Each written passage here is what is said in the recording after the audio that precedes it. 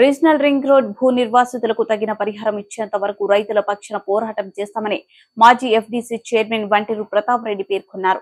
సిద్దిపేట జిల్లా గజ్వేల్ పట్టణంలోని ward councillor ఉప్పలమెట్టయ్య స్వగృహంలో ఏర్పాటు చేసిన విలేకరుల సమావేశంలో ఆయన మాట్లాడుతూ మల్లన్న సాగర్ భూ నిర్వాసితులకు అండగా నిలబడి తగిన నష్టపరిహారం ఇప్పించారని అన్నారు.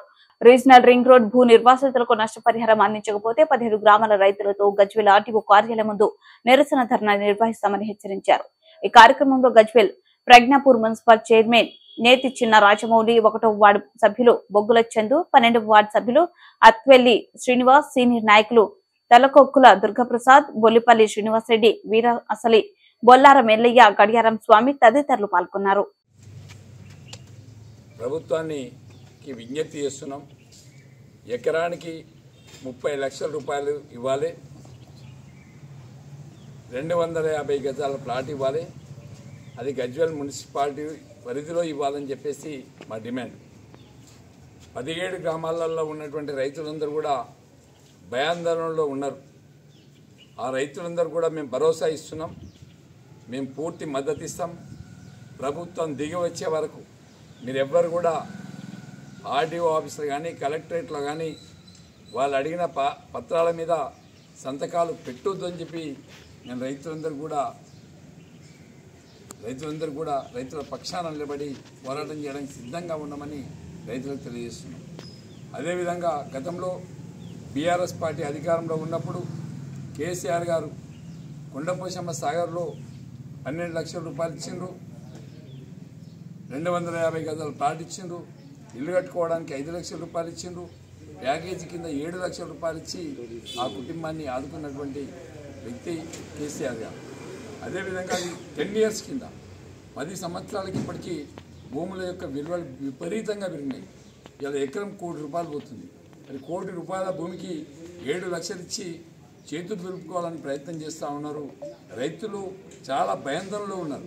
దయచేసి వెంటనే ప్రభుత్వం స్పందించి 30 లక్షల రూపాయలు 250 గజాల జాగా ఇస్తామని చెప్పి రైతులకి చెప్పాల్సినటువంటి బాధ్యత కాంగ్రెస్ పార్టీ నాయకుల మీద ఉంది. నేను కాంగ్రెస్ పార్టీ ప్రభుత్వాన్ని విజ్ఞప్తి చేస్తున్నా, మీరు వెంటనే స్పందించండి, రైతుల కొంప ముంచొద్దు అని చెప్పి ఈ సందర్భంగా తెలియజేస్తూ ఉన్నా. రైతులు ఇప్పటికే భయాందోళనలో ఉన్నారు. ఇలా కాంగ్రెస్ పార్టీ అధికారంలోకి వచ్చినాక కనీసం రైతుల పక్షాన ఎక్కడ కూడా మాట్లాడట్లేదు. రైతులకు చాలామంది పొలాలు ఎండిపోతున్నాయి, వాటి కోసం మాట్లాడట్లేదు. రైతు ఆత్మహత్యలు జరుగుతూ ఉన్నాయి, కరెంటు రావట్లేదు, రైతు భరోసా లేదు, రైతును నట్టెట్టే ముంచే ప్రయత్నం చేస్తూ ఉన్నారు.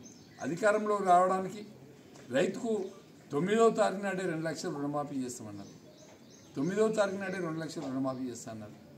అట్లనే రైతు భరోసా కింద 15,000 రూపాయలు ఇస్తామని చెప్పి మాట్లాడారు. రైతుకు పండించిన పంటకు 500 రూపాయలు బోనస్ ఇస్తామని చెప్పిండ్రు. కానీ ఎక్కడ కూడా ఇచ్చిన మాట మీద ప్రభుత్వం నిలబడలేదు. ప్రభుత్వానికి రెఫరెండం అని ఈ ఎలక్షన్లు అడుగుతున్నారు. నేను రైతులందరూ కూడా విజ్ఞప్తి చేస్తున్నా, ఇచ్చిన మాట మీద నిలబడని ప్రభుత్వానికి ఓటేయద్దు.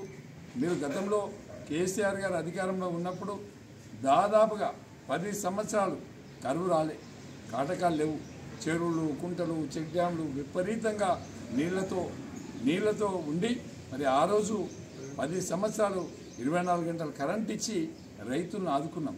రైతు బీమా ఇచ్చినాం, రైతు బంద్ ఇచ్చినాం, రైతుకు 24 గంటల కరెంట్ ఇచ్చినాం, రైతు పండించిన పంట కొనుగోలు చేసినాం. రైతు పక్షాన ఈ ప్రభుత్వం నిలబడ్డది. ఇలా పొలాలు ఎండిపోతుంటే రైతులు పొలాలకు మంటలు తగిలిస్తూ ఉంటే ఉండే తరుక్కుపోతుంది.